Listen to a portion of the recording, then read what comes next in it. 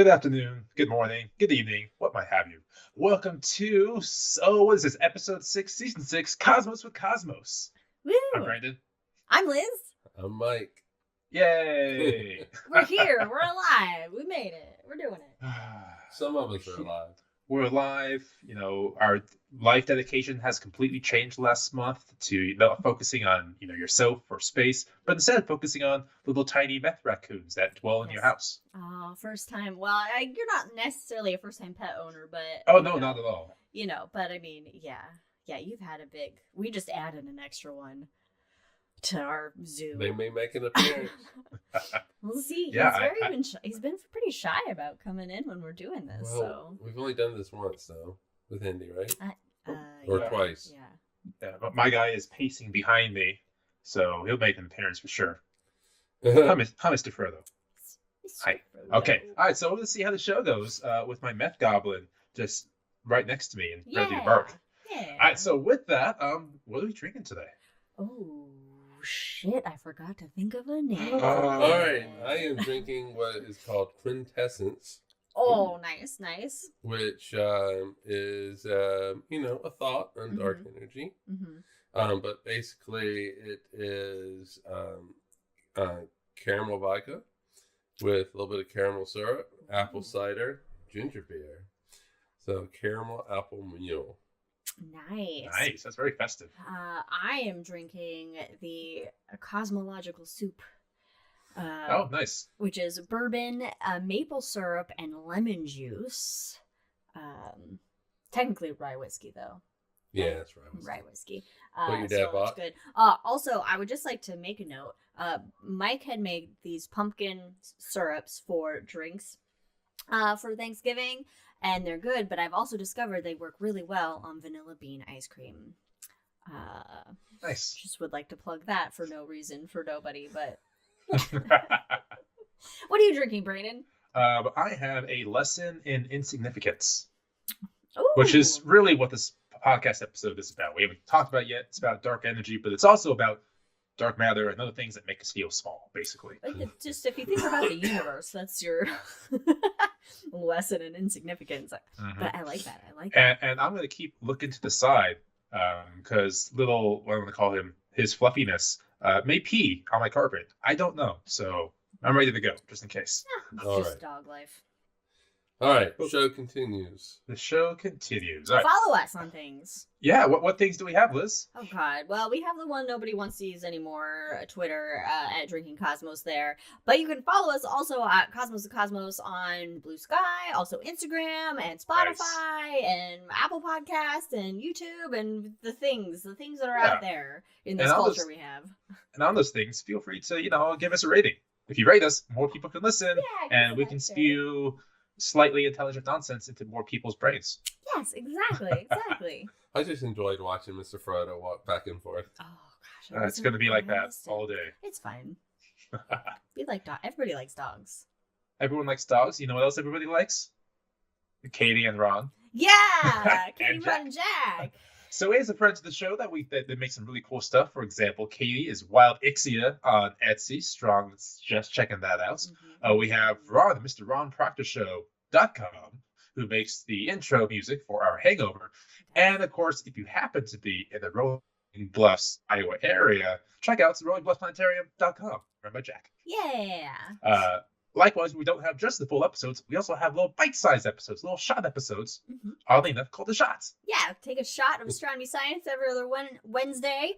One just came out recently, and one shall be coming out again. This Wednesday, I think. Oh, hold on. Let me look at It the never ends. It doesn't. I think it's this Wednesday. It could end if we decide for it to end. 27th. Oh, you know what? Actually, we don't need one until the 11th, so we could not record until next weekend if we wanted to do that.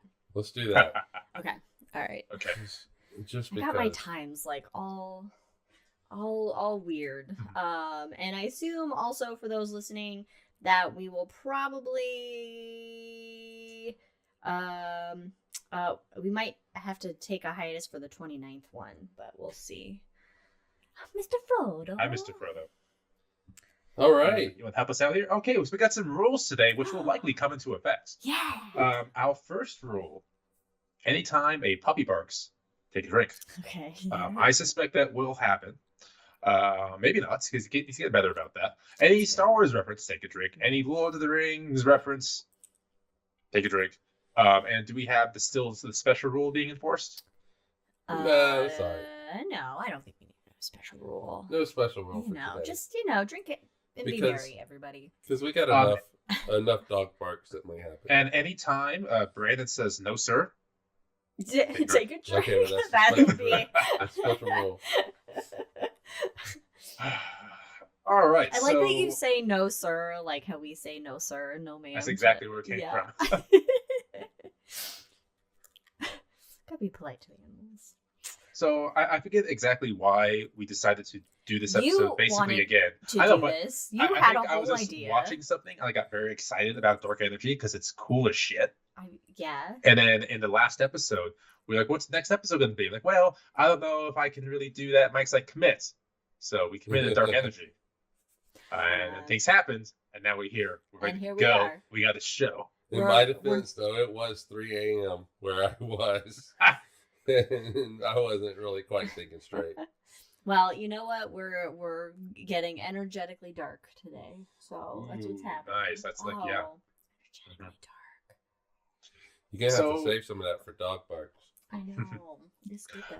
So what I kind of want to do first with this episode, because it's about dark energy and dark matter, it's about knowing more about our universe, kind of walk through some of the huge moments when we found out we are much smaller than we think we are. Oh yes, our Okay. insignificance.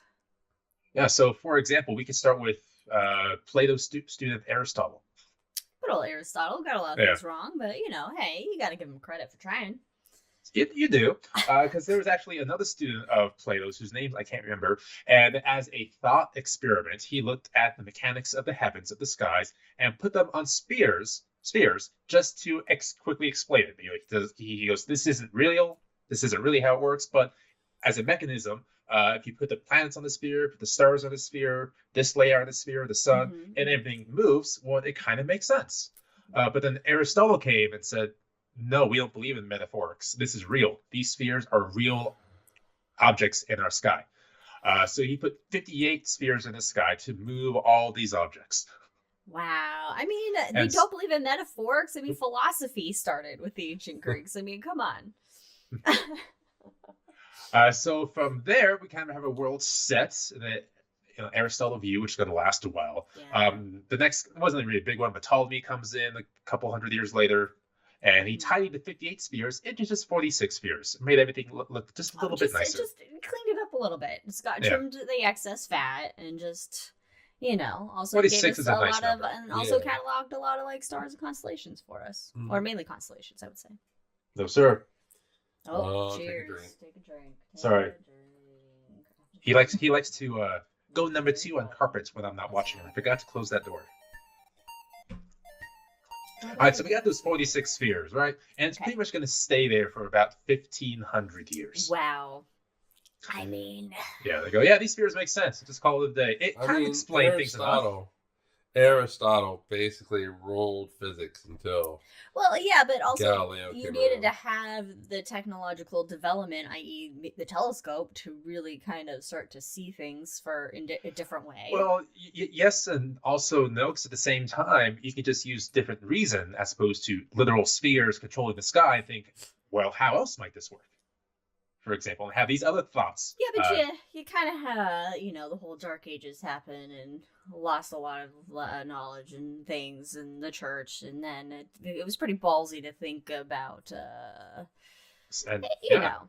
because speaking of ballsy, 1,500 years later, that's when Copernicus came around, Hey. And speaking of the church, right?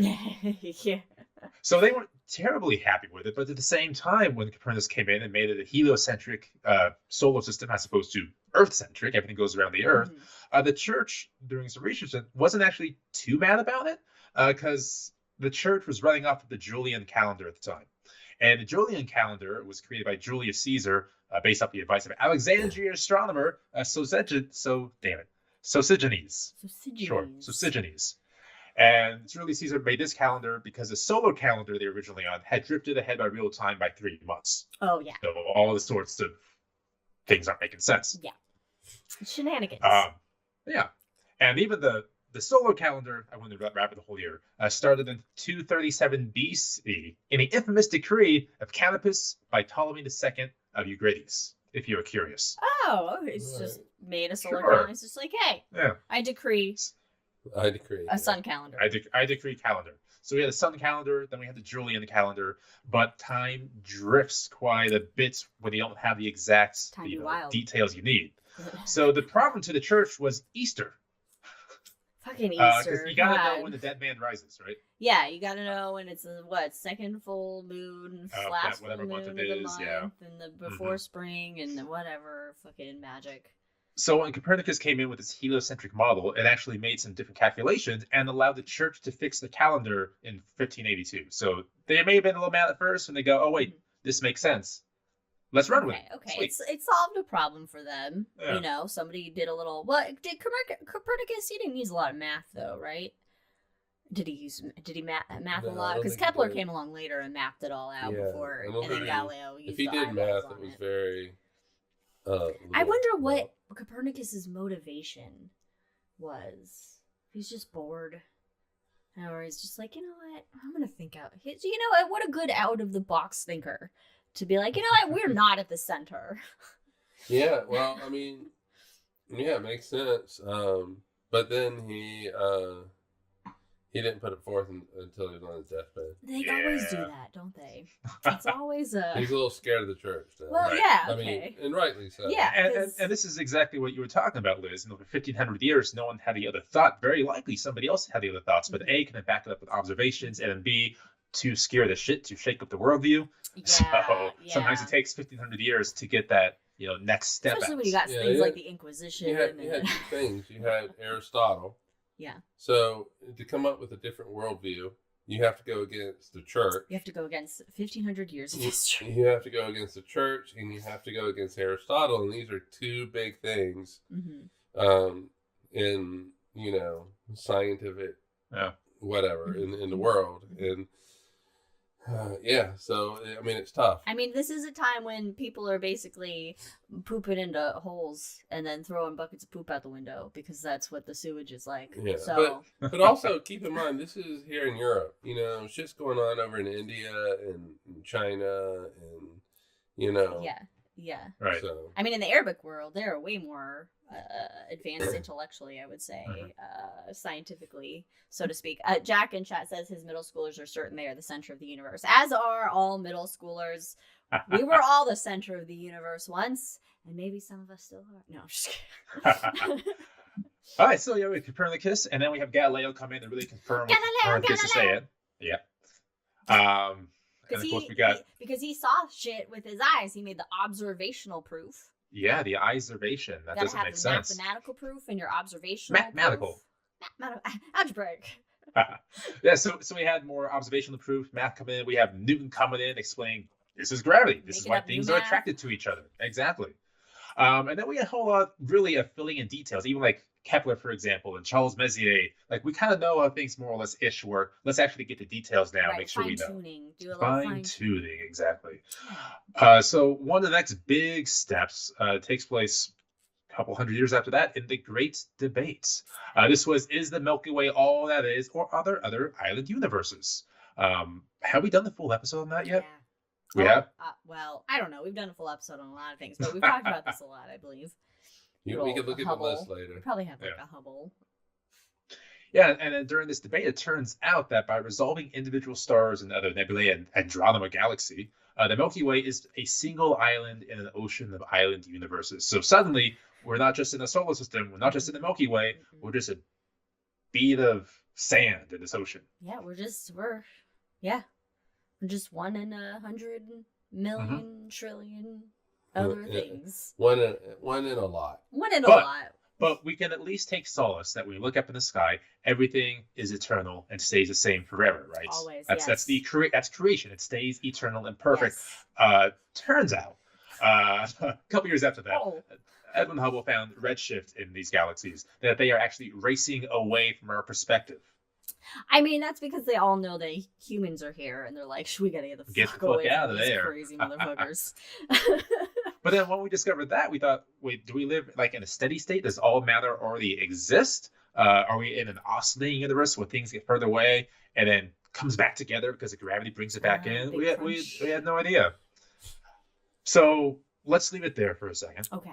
And we're going to talk about one of our favorite astronomers. Edwin Hubble. Vera Rubin. Vera Rubin. Ah, Vera Rubin. Never heard of her. Well, we're going to do some educating today. So Vera Rubin, at this time, she was 22-year-old mother with a 9-month-old, and she was getting a master's thesis where she gathered data on 108 galaxies. God, it's not what I was doing at 22. Yep, okay. That's a rabbit hole right there. So she measured the redshift on those galaxies, how fast the objects moving away from our perspective, while canceling out the expansion of the universe. So it was like movement in a vacuum. And that's called recessional motion. That's what our country's doing. Moving away? Proceeding back into the dark ages. And so as she was finishing this thesis, she was exchanging letters with French astronomer Gerard de Vauclair, who was in Australia at the time. And they were talking about the rotation of these galaxy clusters, superclusters specifically. And so this kind of spurred their thinking. And Vera then compiled data, and 2 years later completed her thesis that was called Fluctuations in the Space Distribution of Galaxies in 1954. So in this paper, Vera concluded the galaxies don't randomly clump together. They clump together, of course, because of gravity. Yes, gravity, the reason for the season. Yeah, sure. And so 9 years later, she went down to the AAS, Astronomical Society meeting in Tucson, Arizona. At the time, she wasn't even a full-time astronomer because, as she says, quote, galaxies may be pretty remarkable, but to watch a child from 0 to 2 is just incredible. Like, oh, that's nice. Aww, she's a mom first. Yeah, but then she also said at the meeting, within the galaxy, everything moves. In the universe, all galaxies are in motion. The Earth has moved 2,500 miles as it orbits the sun every 2 minutes. The sun has moved 20,000 miles as it orbits the distant center of the galaxy. In 7 years, the sun moves 300 billion miles. Yet this vast path is only a tiny arc of a single orbit. It takes 200 million years for the sun to orbit once about the galaxy. So she's already thinking about the motions of everything within galaxies. Wow, everything is moving. Like atoms are all vibrating and shit. Everything's moving constantly. Take that, steady state. Yeah. And then take that, quantum physics. Oh. Hey. Now, think for a moment, the little thought experiment. Put yourself in the Andromeda Galaxy, looking back at the Milky Way. Okay.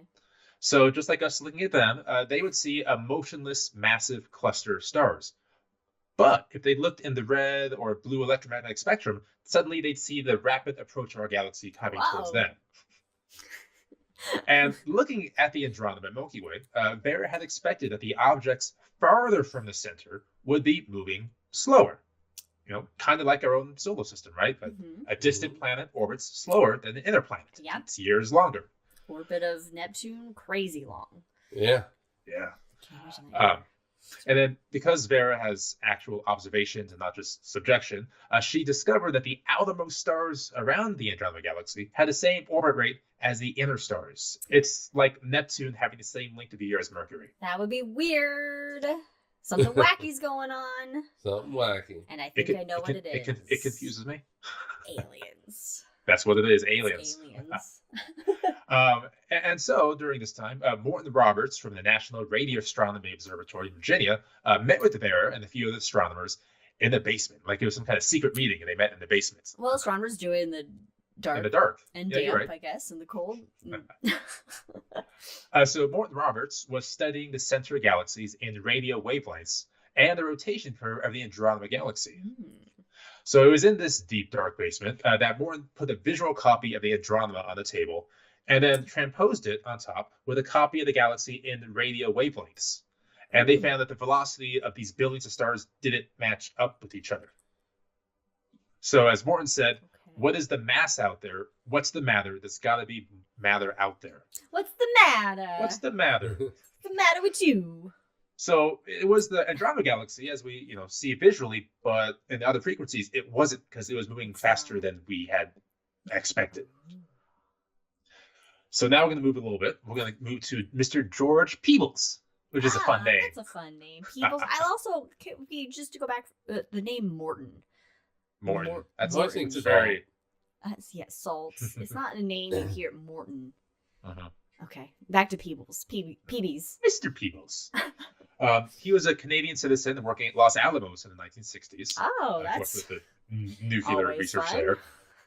there. But his colleagues considered his work too esoteric, cosmology basically, so they didn't really pay attention to what the hell he was doing. So he could do what he wanted to do, which is kind of nice. You would think like physicists and astronomers would be more open to like, weird Well, things. kind of through this time, cosmology was almost looked down upon because you couldn't really study it. There's no way to confirm findings. It was, what do you think is happening out there? So it was we don't just do more metaphors of a here. Yeah, it's more philosophy.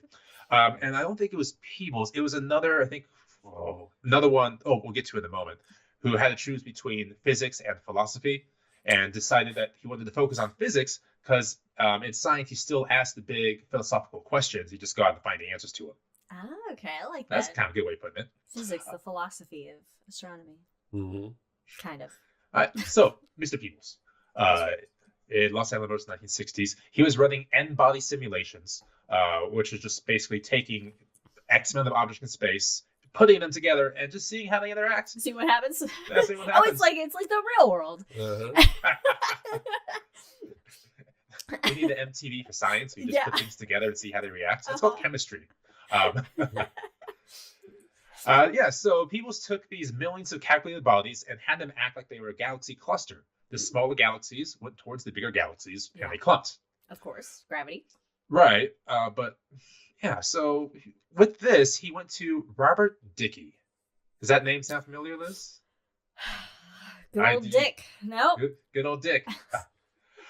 So Robert Dicke, also famous with Arnold Penzias and Robert Wilson for the cosmic microwave background. The horn. Yes. And actually, this is roughly the same time where he was scooped by Arnold Penzias and Robert Wilson when Peebles met with Robert Dicke.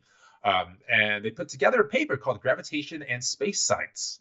And in this paper, they state that one can no longer see island universes as individual galaxies. They are all interconnected because they're clusters as a sum of their galaxies. Okay. Okay, so he calls it the unity of the universe. They need to workshop that a little bit. All right, so we got Peebles doing this thing now. He's realizing that these galaxies aren't just, by themselves. Everything is interrelated. Mm-hmm. And this is when Jeremiah Ostreicher comes in. He works with Peebles, and they conduct a simulation. Jeremiah Ostreicher. Yeah, that's the name right there. It's a bullfrog. So they conduct another simulation, this time of the Milky Way galaxy using the same n-body strategy. And they find out with everything they see, all the mass of the stars, the galaxy is torn apart within 200 billion years. Ooh. That seems like a fast time scale. Yeah. That's Well, it turns out they're missing a lot. He says there's something wrong here. Yeah. Which is exactly extremely similar to what one Fritz Zwicky saw in 1933 looking at the Coma cluster. What did he see looking at the Coma cluster, Mike? Dark matter. Hey. Yeah. Buzz Wixter, also named for Xbox. He saw galaxies moving faster than they should, and so there must be... There's something else. Some unseen matter that's making... Because you got to have more gravity than what the visible matter is presenting. Yeah, so he's the first to come up with dark matter. Yeah. He mattered. He came up with it, of course. And right. then, it said he mattered. Yeah.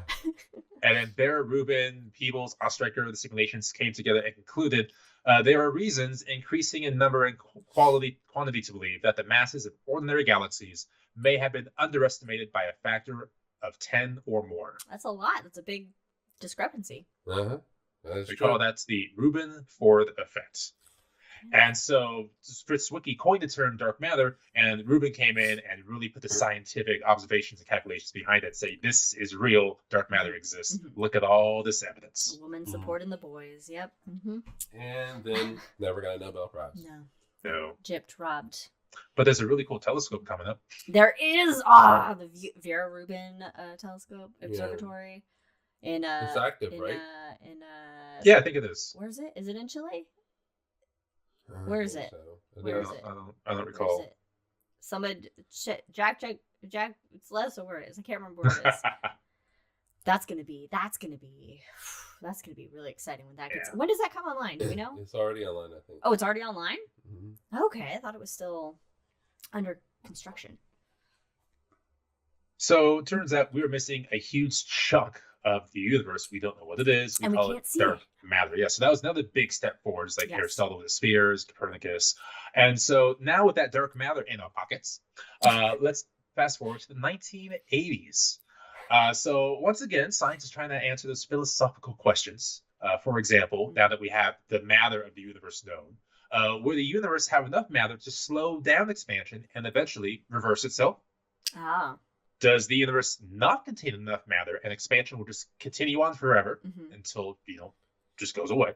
Or is it like Goldilocks, where there's just enough matter to hold it in a place at a certain point? So, what's the matter? I would just like to, since you mentioned Goldilocks, I would just like to do a quick plug for the newest Puss in Boots movie. Really? Very fun, actually. Very fun. Enjoyable as an adult. Enjoyed it. So we watched that last night with Katie. So. Oh, fun. So speaking of Goldilocks, those three scenarios are referred to as the Big Crunch, the Big Chill, or the Goldilocks universe. I mean, I won't say the spoilers on what we'll get into it, but what would be your favorite to happen if you could choose any three of those? Well, the Big Crunch, because then you would reverberate back and oscillate, would be a series of Big Bangs after Big Bangs after Big Bangs, which would be fun. Yeah. I like that. But I like the Big Crunch. There is something romantic as well of the universe just moving away slowly, and ending in a chill. In fact, speaking of which, I saw a statistic from, it wasn't Amy Hill, I forget who it was, but 95% of all the stars that will ever exist have already been born. Yes, I remember hearing that. That's wild. Also, I would like to say that is what, if the statistic is still there, the 50% of marriages end in the Big Chill. Oh, nice. This is the most bizarre episode. It's on dark energy. I know, but eventually. But my brain is still in like a cold fog. Oh yeah, because he's been sick after the travels. Okay, Ruben is in. Jack says Ruben is in Atacama, Chile. The camera test was October 28th. Oh, this just year. nice. I thought it was in Atacama because that's like one of the most ideal telescope places. Okay, so moving to the Atacama Desert in Chile. It's gonna be a little chilly. Man, Liz coming in with the dry humor. Hey. Man, this is, okay. I'm just gonna do a little drink for them. That was well done. Tag team. Well done, team. Comedy desert. All right, so it's the 1980s. It's the 1980s. I'm coming around, everybody. I'm about to come online at some point.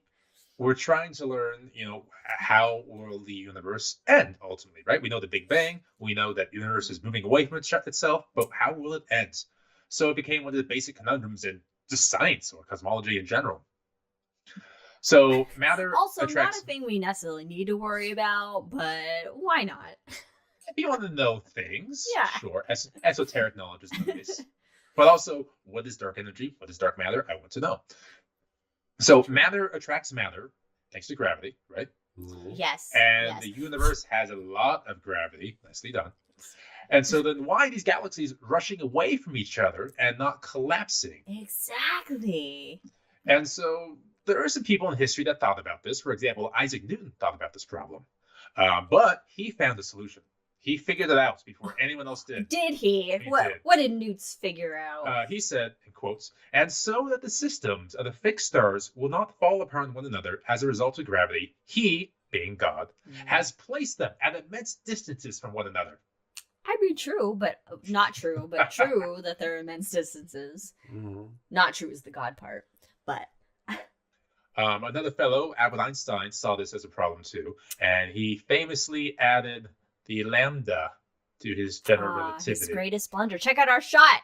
Einstein's greatest blunder out now on YouTube and Spotify. Nice. And elsewhere. And that's, of course, just a way to keep the universe intact. But then, of course, we discovered expansion, and it worked out. So to answer the basic question, we needed a way to reliably measure the expansion of the universe. This is where our old friend Type 1a supernovae come around. Hey, big Hey, Liz. booms. What's a Type 1a supernova? It's when a star basically can't maintain hydrostatic equilibrium anymore because it gets to make an iron and iron. Am I talking about type 2s? You're talking about type 2. I like little the bit. big boom ones. With the type This 1 is one is with the when you white already dwarfs. have the white dwarf and then it This is collects white extra dwarf. matter. From its It's binary usually partner, in a binary system and it collects matter from its partner, and then it gets too much matter to the point where it basically just booms off the surface of it. It has a big boom that happens, and it's Has it a does big a bada little. boom. It does like a. It does. It's the white dwarf supernovas. Basically, is it left intact or is it destroyed? I don't know the answer to that question. Because you do have like reoccurring type 1. Yeah, so maybe just like the supernova, outer but layers then booming, you also and then have it looks like sometimes it's just destroyed. And so I don't know.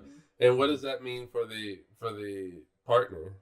Maybe we need an episode specifically on type 2 we actually supernovas. Yeah, that's a good idea. We got some. It's not the biggest boom, but it's Still a very bada big boom. Big, and this big bada boom. The idea was to use it as a candle, a type of standard candle. Standard candles, yes. Where one event consistent across space and time could be used as a measuring stick. It's just kind of the same They have relative the brightness same- regardless of location. Yeah. Yeah. So if it goes up way over there, you know how bright it should. It's the same so you can figure out physics, where it's moving. basically. Yeah. So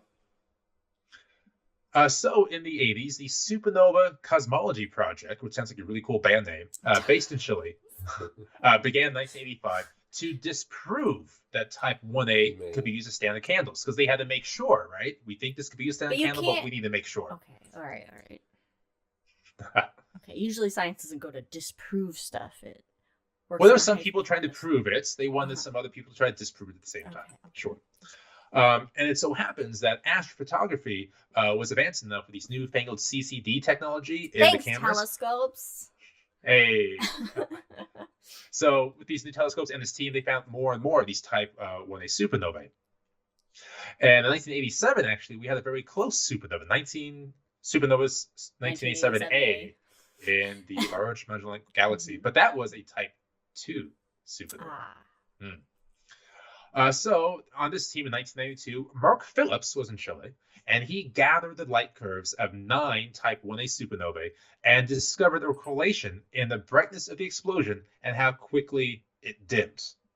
Oh, okay. So they went out trying to disprove it, and we found out, nope, there's a correlation between brightness, dimming, and where it's at. So they had found the standard candle, and now it was possible to discern the Hubble constants.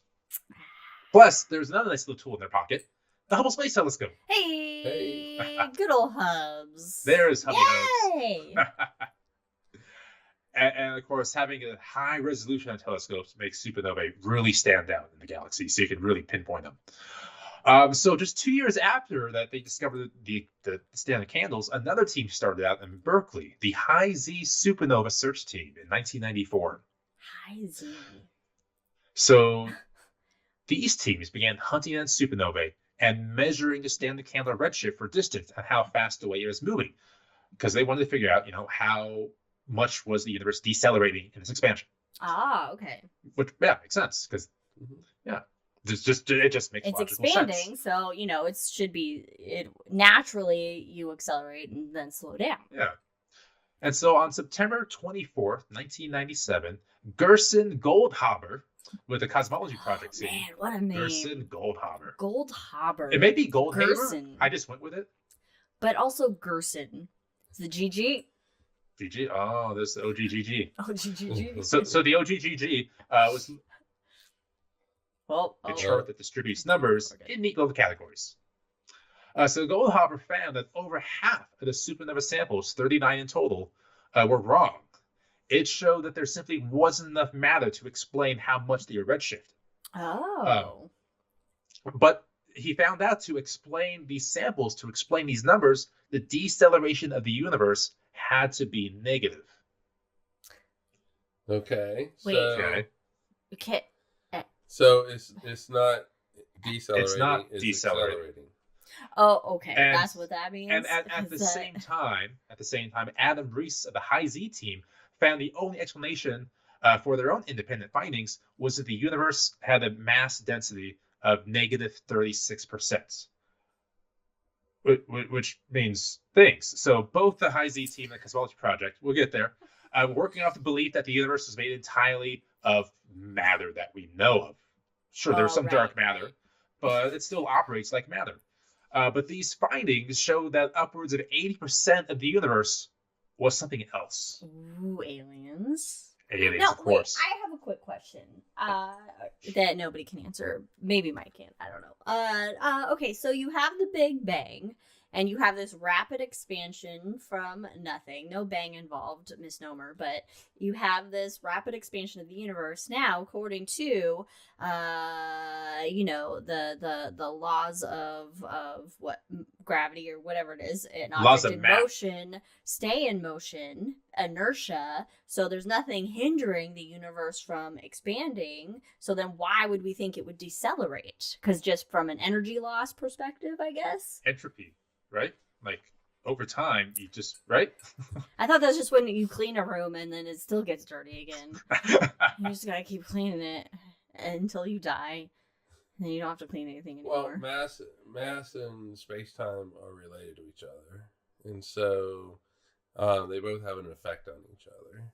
And so if you have enough mass, it's going to slow things down. So that is the opposite reaction to the inertia. Anyway, moving on. Okay. Yeah, so that is the object in motion stays in motion unless acted upon by an outside force, and that extra mass, that mass is the outside force that but if all these galaxies have mass as well, a significant amount of mass, then they should be slowing down the other objects rushing away from them.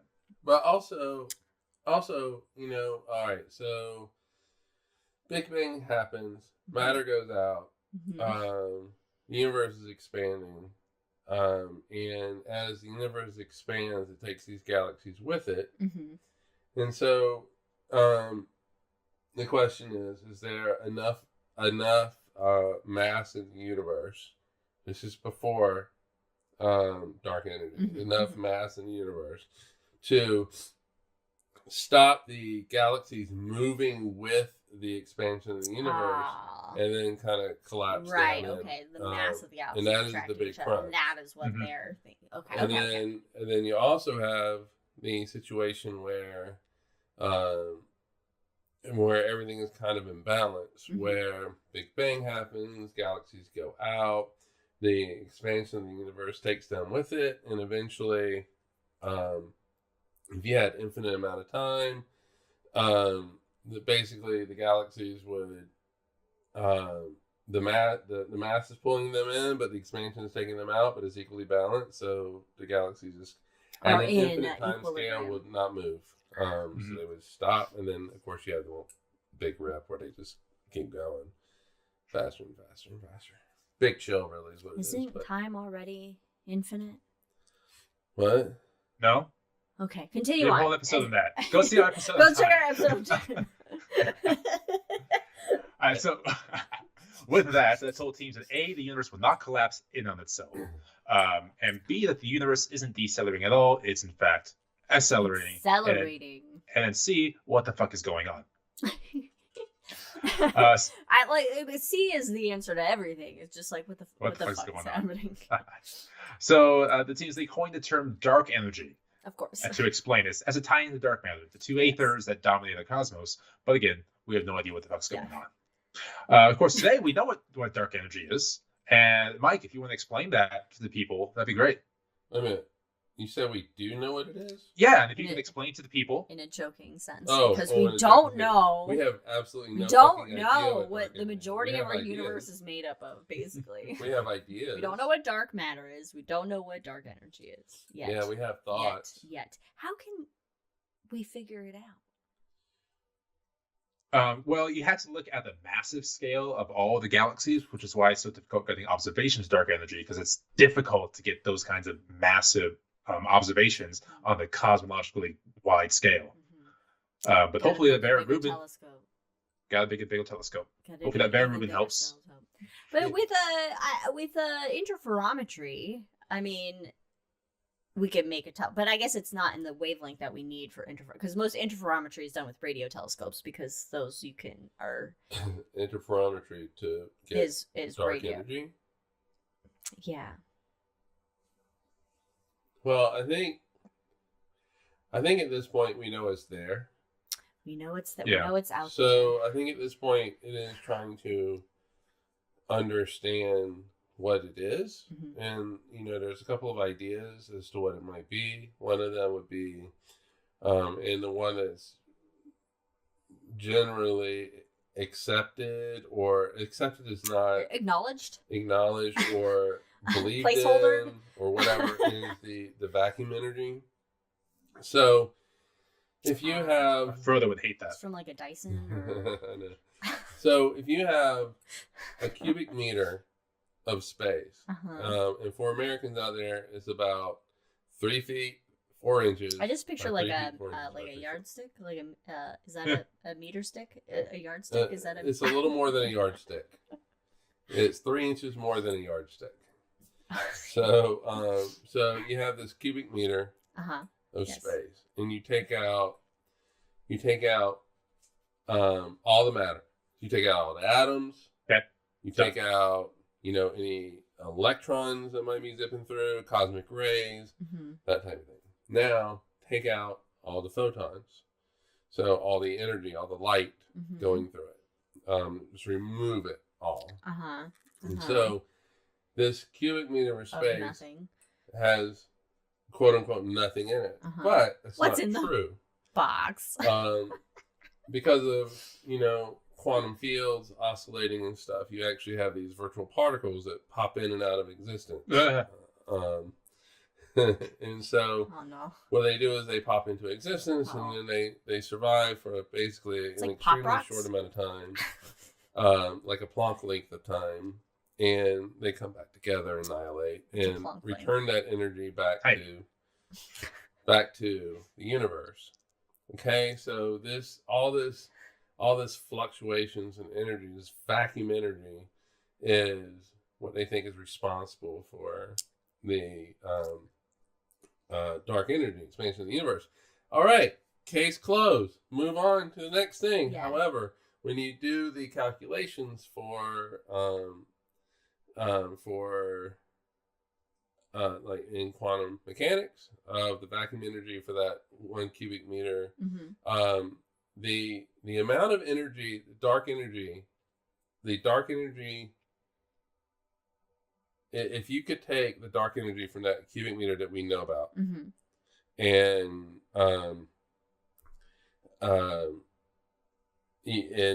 basically using E equals mc squared, turning into like a mass, it turns out that it's about the mass of a grain of sand here on Earth. So extremely small amount of energy. But when you do the quantum calculations for it, it is off by an order of 120, a magnitude of 120. Oh. So it is way off. So the math doesn't line up. The math does not. What if our math is wrong? What if there's more other particles than we know? Massive difference. And so there's something going on with that. Maybe we don't understand vacuum energy like we thought we did. Another idea is quintessence, which is a which is a you have like the magnetic field that permeates the universe, right? And so this would be kind of like that. Dark energy field, this quintessence field that permeates the universe and is responsible for dark energy. Right now, like quintessence has some things that look really promising and great about it. Basically, first of all, its name. That's the way to go. What's that? So first of all, the name of it. Yeah. The vacuum energy is the cosmological constant at lambda that Brandon talked about, that Einstein had thrown into his equation. Is it a sacrificial lambda? Nice. What? I said, is it a sacrificial lambda? Yeah. And so it's yeah, we don't know. And half of what you there's said two just ideas. made half my brain melt. So Now, do you think the people that eventually receive a Nobel Prize for this discovery, do you think they are alive yet? I think so. I think so. I'm gonna go with no. We got a yes and a no. I think we need more because I don't know what we need, honestly. I think we will figure it out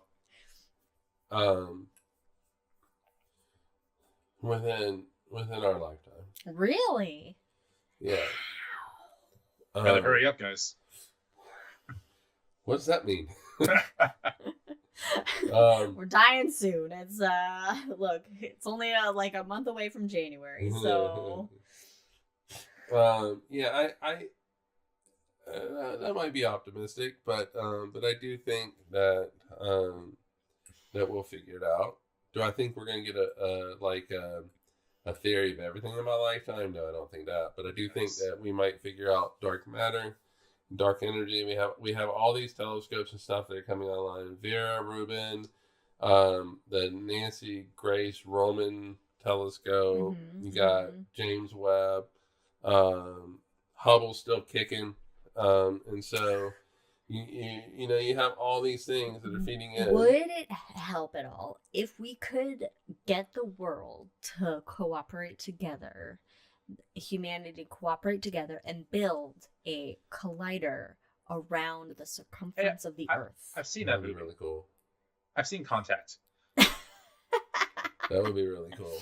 But speaking of that, so one of the problems with quintessence is that it would have a particle associated with it, and they're just not seeing it. They're not seeing any kind of particle. But the particles can be elusive. I mean, it took how long to finally discover the Higgs boson? That goddamn particle. It's true. It's true. But, you know, the thing is like... what if it's you know, ghosts? probably... What if dark energy is ghosts from everything that ever lived in the universe? I have another thing that's going to confuse me on this. Oh, gosh, yeah. Right. Okay. So we know that dark energy makes up about 70% of the universe. However, it started to dominate the universe relatively recently, only 5 billion years ago. Mm-hmm. Oh, So 5 billion years ago, the repulsive gravity of dark energy then overwhelms the attractive gravity of dark matter. Well, they were equal. Oh, they were equal? Okay. Well, yeah. Well, 5 billion years ago. they were equal. And then at that point, Yes. as it expanded, dark energy became more so the dominant. expansion of the universe apparently was at one point slowing down, but since dark energy overwhelmed dark matter, it's now speeding up. So what happened 5 billion years ago in the universe to cause well, the this universe expanded to a happen? point. Physics. Right. Weird physics happens. What? No, maybe it was a multi-galactic war All right. Well, here's the science explanation for it. in another galaxy a long, long time ago, in a galaxy far, Right. far away. So- yeah.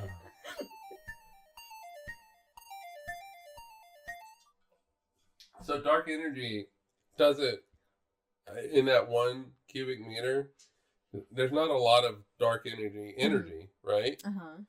However, though, that's Make just that- 1 cubic make meter. that There's cubic a lot meter. of cubic meters How many? Wait, in So- the universe. How many? that means we have the dark energy in us right now. We have the dark energy, Liz. You I do have have the the dark dark energy. Oh, we have the dark energy. Jack's disappointed that so disappointed Equatorial Riggin no one mentioned Stargate. We didn't mention. He's about to be more disappointed because I've never watched it. You've never You never seen watched Stargate? Stargate? No. I know. I saw the movie. Oh. Oh, well Okay. then okay, Oh. yeah, no. Okay, that sounds good. Yeah, no, okay. let's talk about the movie. The movie, yeah, the series fine, but the movie is what? Okay. Okay, God, phew. Okay, yeah, we had to watch How to Train Your Dragon last night because Adam never saw How to Train Your Dragon. Oh, I love How to Train Your Dragon. No, they're Right. making a live action. Okay, And anyway. the second one makes you cry every time. Oh God. Okay. Hangover, guys. All right. Oh, All right, I got right. a hangover discussion. All right. So yeah, I don't. Dark energy confuses me. Well, yeah, because we don't. It all confuses me because my brain can only go so far. I think so far outside of the box, that of the universe that we live in. But I mean, yeah, it's one of those things that we don't. I mean, just even trying to explain what it could be, it's like, what? I just like the story of how we got there. Yeah, It is fun. It is interesting to look at the evolution of technological advancement and human thought throughout history that has led us to the various things that we've been able to discover and know about the universe today. I mean, imagine if nobody thought outside the box. If nobody thought about these any bigger questions and Outside everybody of was the just 1 like meter by 1 meter box. yeah, like it was just like, yeah, sure, it's just we gotta What if it's do an this to alternate get dimension rain. that gives us the energy that the things are popping in Right? and out of? How's string theory coming along? Any progress with that? I'm sure it's coming along. Oh, great. there's a fun. Is it a short story or a novel? I think it's Asimov. The Gods Themselves. It's about an energy source that somebody discovers, but what they're actually doing is stealing, basically the power of a different star in a different universe, and it's making their star weaker and weaker and weaker. Yeah, that is pretty cool. Wow. I feel like that really, really we don't know half of the things that we think we know about. I like half of you as much. House, Yeah. There it is. That's the That's quote. what I was waiting for. That's the quote I'm going for. That's the you know, like it's taken us how many hundreds of thousands of years of human existence to get to this point, but yet we still, I think, don't really understand anything. But at least now we know that we don't know, right? So like, hey, we have 46 spheres. Call it a day. That's all it is. Imagine if everybody on Earth cared about like astronomy like we do. Think of the advancement. And it's not just like throwing like cars into space and shit. Like it's actual like discovery and actual science and understanding the world. Imagine if everybody felt like that was the most important thing. So like a Star Trek universe. God, can we have a Star Trek remember, universe? Star Trek went through some shit before they got Star Trek. So Can we're doing that. Okay, can we just skip we ahead? got the Bell riots coming up a month ago. That's when that started. Can we just get somebody? Okay, is anybody working on replicators? Is anybody working on replicators? First of all, can we? Do we know enough about matter to do replicators?